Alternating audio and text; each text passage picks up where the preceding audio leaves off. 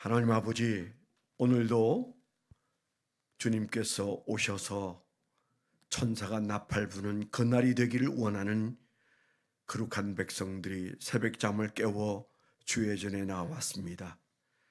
호련히 오시는 주님을 생각 없이 만날까 두려워하는 저희들의 마음속에 주님을 사모하며 그날을 사모하며 주님과 함께 참으로 아름다운 재림의 그날을 사모하는 거룩한 백성들에게 오늘도 경건한 하루를 살아낼 수 있는 새 힘을 허락해 주시옵소서.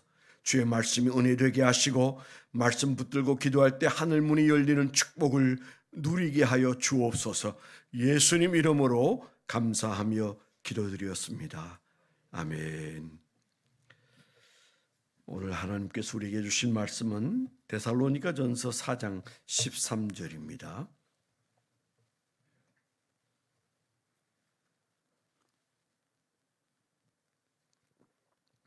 데살로니가전서 4장 13절부터 18절까지 제가 가진 성경은 332페이지인데요. 데살로니가전서 4장 13절부터 마지막 절까지 합독해서 읽도록 하겠습니다. 시작.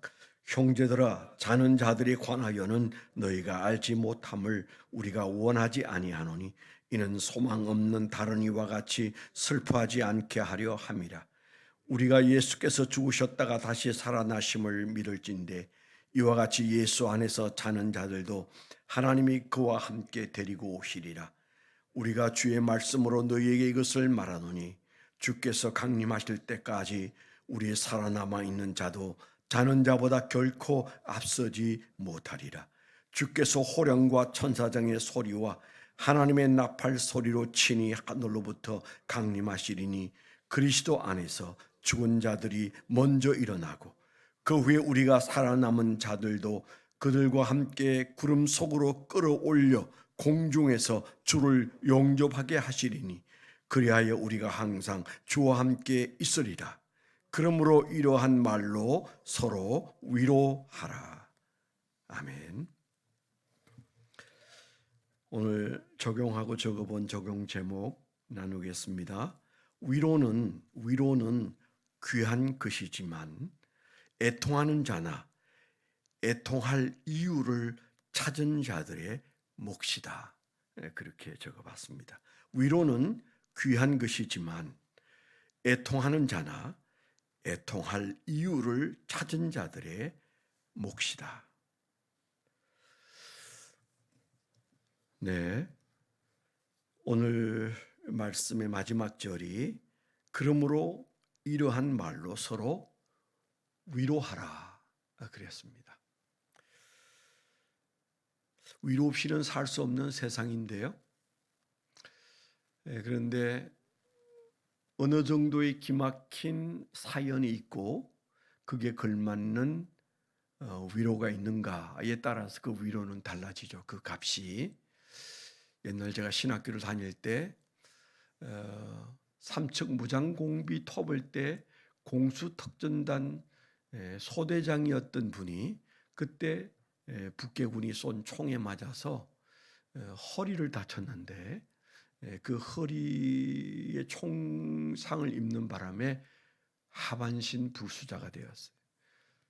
대학을 나오고 ROTC로서 공수특전단 소대장이 되었으니까 얼마나 기백이 넘치겠어요. 근데 총알 한 방에 그만 그가 기절했다가 깨어나니까 하반신을 쓸 수 없는 사람이 되었어요. 그날부터 여러 날 그가 그 안에 있는 집기를 집어던지면서 소리를 지르면서 죽으려고 했는데 못 죽고 이제 서서히 이제 자기의 그 처지를 받아들일 즈음 어떤 분이 와서 전도를 해서 그분이 예수를 믿게 되었어요. 그 이후에 이분은 유학도 하고 목회자가 되고 그래서 전 세계를 다니면서 복음을 전하는 복음 전도자가 되었어요. 그분이 한 얘기가 휠체어를 타고 나와서 설교를 하면서 한 중에 얘기가 이 중에 나만큼 전 세계를 많이 돌아다녀 본 사람이 있느냐 그렇게 기염을 토하는 얘기를 들은 기억이 있습니다. 그분이 한 얘기에 이런 얘기가 있었어요. 자기가 종종 병원에 급하게 불려갈 때가 있다. 병원에서 자살을 기도하는 사람들이 나오는데 그런 사람들을 상담해 달라고 병원에서 자기를 초청한대요. 그래서 이제 가보면 공장에서 손가락이 절단된 사람, 팔이 잘려나간 사람, 교통사고로 다리가 한쪽이 날아가고 없는 사람, 뭐 이런 사람들이 자살을 기도한다는 거예요. 휠체어를 타고 와서 하반신을 쓰지 못하는 자기를 척 보고는 할 말을 잃어버린대요. 멀뚱멀뚱 쳐다보는데 내가 어떤 일을 겪었는지, 내가 어떻게 살고 있는지 그 얘기를 하면 사람들이 눈물을 쭉 흘린대요. 뭐 여러 말을 하지 않아도 자기 처지에 대해서 생각을 다시 하고 그리고 예수를 받아들인대요. 자기는 그렇게 살아가고 있다. 그런 얘기를 했어요. 그분의 이름이 기억이 안 나서 지금 그분을 찾을 수가 없어요. 종종 생각나요. 그런데 그분 얘기가 그런 얘기입니다. 만일에 하반신 불수가 된 사람에게 손가락 잘라진 사람이 와서 나 이래도 잘 살고 있습니다. 그런 말 하면 그 사람이 마음을 고쳐 먹겠느냐, 위로가 되겠느냐. 더 큰 문제와 시련에 있는 사람이 씩씩하게 살아갈 때 그 모습 보고 말하지 않아도 아니 나도 저렇게 살아야 되는데 그런 마음을 갖는다라잖아요.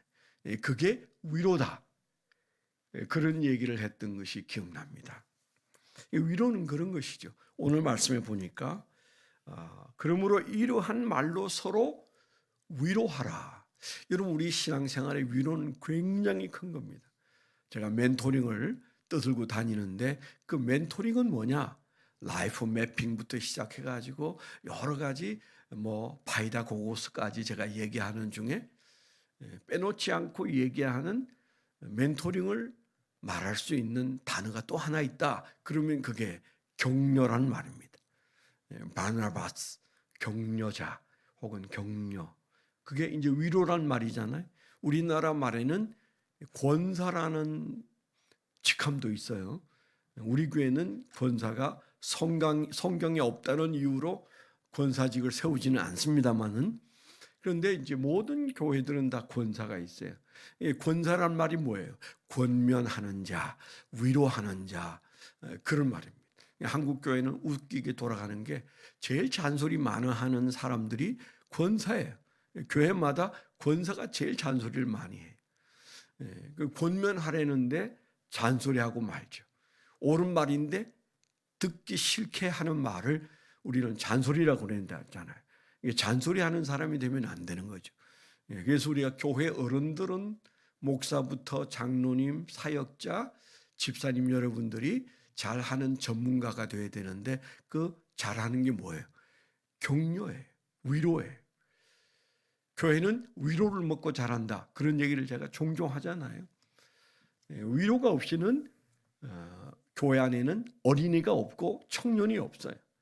청년이 없는 교회의 가장 큰 특징은 위로할 사람이 없는 거죠. 아무도 위로 안 해줘요. 그 사정 몰라주고 잔소리만 하는 거죠. 야단만 치는 거죠. 그래서 우리가 교회 안에 위로는 너무 중요한데 오늘 이 말씀을 묵상하고 서로 위로하라고 그랬는데 지금 한국 교회는 진정한 위로가 있는가? 그런 생각을 좀 해봤어요. 없다는 생각이 들었습니다. 우리 교회는 위로가 충분한가? 잘 모르겠어요. 나는 진정한 위로자인가? 그게도 별로 자신이 없어요. 그렇다면 나는 위로가 필요한 사람인가? 우리 교인들은 위로가 필요한 사람들인가? 그리고 한국 교회는 정말 위로를 필요한 사람들인가? 그랬을 때 위로가 필요한 사람들이에요. 근데 그 다음 질문이 나는 위로를 간절히 원하고 있는가? 우리 교인들은 간절히 위로를 사모하고 있는가? 한국 교회는 정말 위로가 필요하다고 생각하고 목말라 하는가? 사슴이 시냇물을 찾듯이 위로를 찾는 사람들인가? 이제 그런 질문을 던졌을 때는 아니라는 생각이 들어요. 위로를 필요로 하는데 위로가 필요하다고 느끼지 못한다면 심각한 거죠. 위로가 필요한 사람이에요. 마치 암에 걸려 있는 사람, 수술이 필요한데 병원에 의사를 찾아야 되는데 명의를 찾아야 되는데 못 느끼니까 시기를 다 놓치는 거죠. 그래서 몸이 정작 아플 때는 암이 퍼져서 고칠 수 없고 수술할 수 없는데 그때 애통해 본들 무슨 의미가 있겠어요? 예수님께서 처음 설교하신 때가 마태복음 5장이잖아요. 그 5장을 우리는 산상수훈의 첫 장이라고 말하는데 그게 보면 뭐라고 그래요? 애통하는 자가 하나님의 위로를 받을 것이다. 애통하는 자가 위로를 받는다. 애통하는 자는 복이 있나니 저희가 위로를 받을 것이며 그랬어요. 그러니까 애통하는 자가 복이 있어서 위로를 받는다. 그런 말이지만은 위로가 복이 되려면 뭐가 있어야 돼요? 애통이 있어야 돼요. 그래서 우리 교회는 새벽 예배 나오시는 분들이 그냥 교회의 재산이고 자산입니다. 아무 생각 없이 새벽에 나올 리가 없잖아요. 저는 조금만 몸이 안 좋아도 새벽 예배 그냥 안 나와 버려요. 네. 저는 일주일 내내 저는 아프다는 핑계로 새벽 예배 안 나왔잖아요. 오늘 이제 책임을 져서 몇 번이고 담임 목사님이 다짐했어요. 목사님 괜찮겠어요? 목사님 건강이 새벽 예배 인도하기에 괜찮습니까? 제가 괜찮다. 아무 문제 없다. 그리고 사실은 이제 일주일 만에 제가 새벽 예배를 나왔잖아요.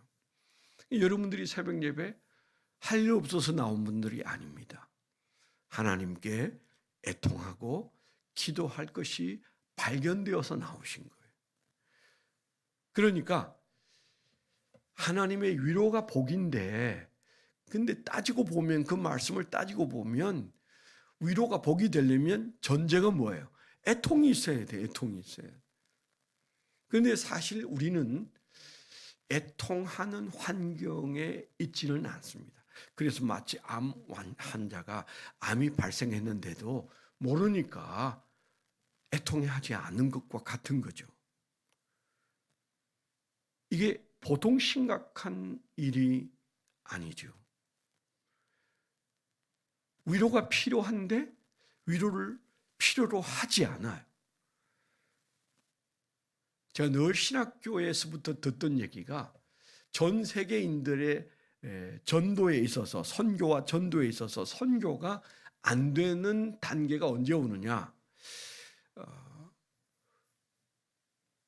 그 백성들이 국민들이 5,000부를 넘기면 국민 소득의 5,000부를 넘기면 전도 안 된다 그랬어요.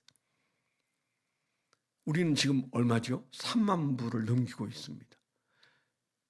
5,000불이란 내일 먹을 걸 걱정하고 있는데 내일은 배불리 먹을 수 있을까? 내가 몸이 아픈데 어떻게 병원에 갈 수 있을까? 이제 그럴 정도의 수준의 백성들이 있을 때 그게 5,000불이잖아요.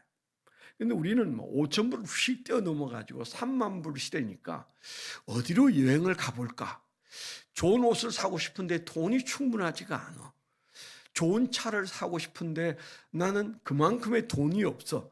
뭐 이런 정도의 수준에 있는 사람들이 3만 불 시대입니다.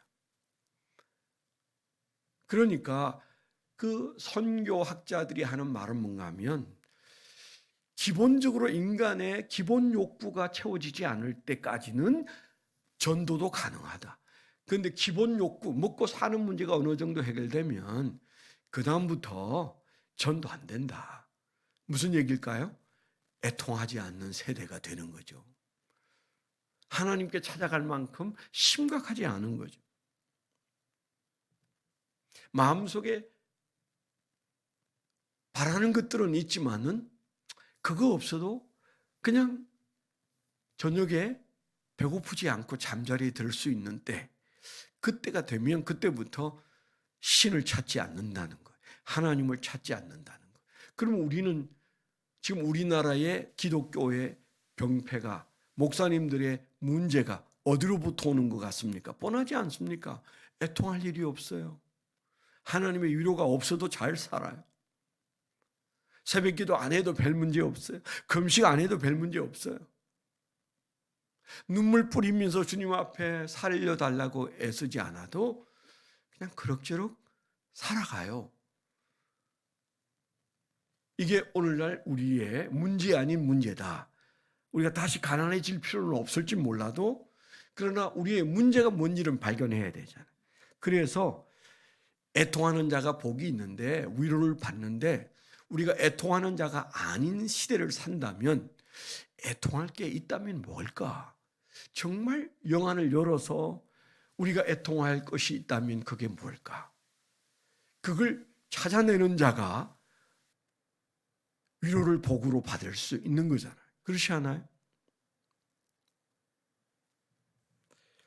그래서 문제는 우리가 어떤 신앙을 하고 있느냐, 그냥 마사지 받는 신앙생활을 하고 있는 게 아닐까. 그래서 미국 사람들이 그런 말을 한다고 그랬잖아요. 제가 메시지 is 마사지. 그러니까 사람들이 교회 갈 때 마사지 받으러 가는 거예요. 좀 시원해지고 좀 뭔가 만져주고 가려운 데 긁어주고 이제 그러는 정도의 메시지를 기대하면서 가는 거죠. 당연히 메시지는 그런 메시지를 하게 돼 있죠. 저 사람들을 즐겁게 해줄 메시지가 뭐 있을까? 그러니까 제가 얼마 전에도 말씀을 드린 것처럼 만담으로 흘러가는 거예요. 가슴을 쥐어뜯을 만큼 힘들지만 저 말씀은 나를 위한 말씀이다. 그렇게 아픈 설교하는 교회가 부흥하던가요? 안 하는 거죠. 다 이제는 마사지 받는 정도의 피로만 느끼니까 그런 대로 가는 겁니다. 수천 수만 명 모이는 데는 거의 100% 마사지 설교를 들으러 가는 거죠. 우리나라 보세요. 사람들이 구름대처럼 모이는 교회, 뭐 세된 교회, 명성교회, 뭐 이번에 이제 그런 교회 중에 하나가 제가 늘 그랬잖아요. 만담가라고. 저 사람은 만담가에 속하는 설교가다. 사람들을 재밌게 해주고 웃게 해주는 그런, 그냥 입이 열리면 사람들에게 청산유수로 말해서 사람들의 마음을 즐겁게 해주는 설교가다. 그래서 우리 교회는 우리 교회 옆 교회까지 왔는데 저는 그분을 초청하지 않았다고 그랬죠. 제가 전병옥 목사를 초청해서 부흥회를 하고는 부흥회를 하기 전 저녁에 먼저 밥을 먹었는데 밥을 먹으면서 아차 잘못 불렀다. 그런 생각이 들었어요. 영혼이 메말라 있고 이게 공감대가 없고 자기 성공의식에 꽉 차 있는 사람하고 대화가 안 되더라. 이 사람이 이렇게 유명하다고? 말을 잘하나 보다. 내가 잘못 불렀네. 이제 그런 마음을 가지고 그분을 집회를 하고 보냈는데 교인들도 별로 그분의 말을 깊이 안 들었는데 그런지 불과 1년 반 뒤에 그분의 부끄러운 얘기가 터져 나오지 않았겠어요. 아, 그런 상태였구나. 제가 그렇게 생각했어요. 둘째 날 부흥회는 김충희 목사님, 돌아가신 김충희 목사님. 중풍 걸리고 늙어서 아무도 돌아보지 않는 그 어른을 식사를 대접했네. 밥 먹으면서 얼마나 여러분 고맙다고 나를 불러줘서 고맙다고. 얼마 후에는 저에게 장문의 편지를 보내오기도 하고, 한때는 우리나라를 뭐 거의 탑에 해당하는 부흥 강사였던 능력의 종이었으나 병들고 고독하게 사는 그분이 후배가 모셨을 때 얼마나 겸손한지. 그래서 저는 우리가 참 교인들도 그렇지만 목회자도 애통하지 않는 시대를 우리가 살고 있구나. 다시 말하면 위로를 필요로 하지 않는 교인들에게 굳이 원치도 않는 위로를 주려고 애쓰지 않는 똑똑한 사람들이 목회를 하고 있는 시대가 됐구나. 그런 마음이 많이 드는 거죠. 새벽에 여러분들이 부지시 일어나 애써서 새벽기도 나오는 여러분들에게는 하나님 앞에 아직도 부르짖을 게 있고 위로받을 게 있어서 여기까지 나오고 있다. 그런 측면에서는 정말 이 교회가 희망이 있다. 그런 생각이 솔직히 제 마음속에 아침에 많이 듭니다. 문제는 나는 어떤 위로를 원하고 있는가? 또는 나는 어떤 위로가 필요한 애통을 발견했는가? 이게 우리가 해야 할 노력입니다. 오늘 하루를 살 때 이 말씀에 근거해서 서로 위로하라고 그랬는데, 교인들끼리 위로하라고 그랬는데, 그때 우리가 위로받기를 필요로 하는 애통하는 어떤 거리를 찾은 사람들에게 하는 위로가 위로예요. 아까 얘기했잖아요. 손가락을 절단 단행해서 죽어야 되겠다.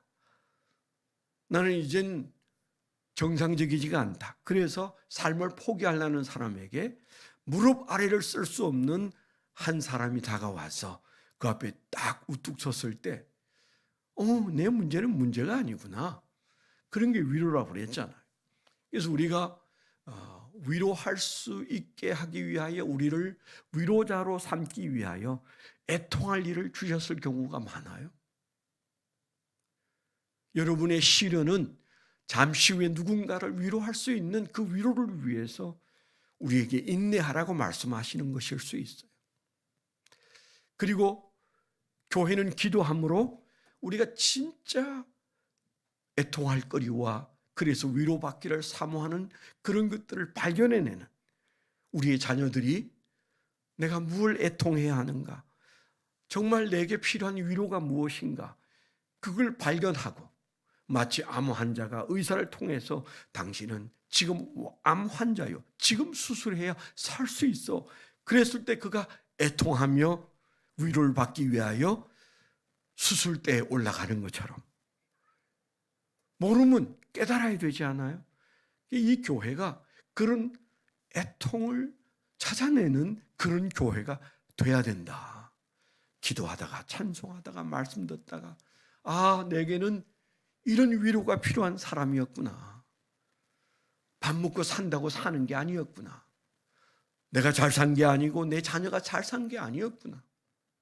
큰일 날 뻔했구나.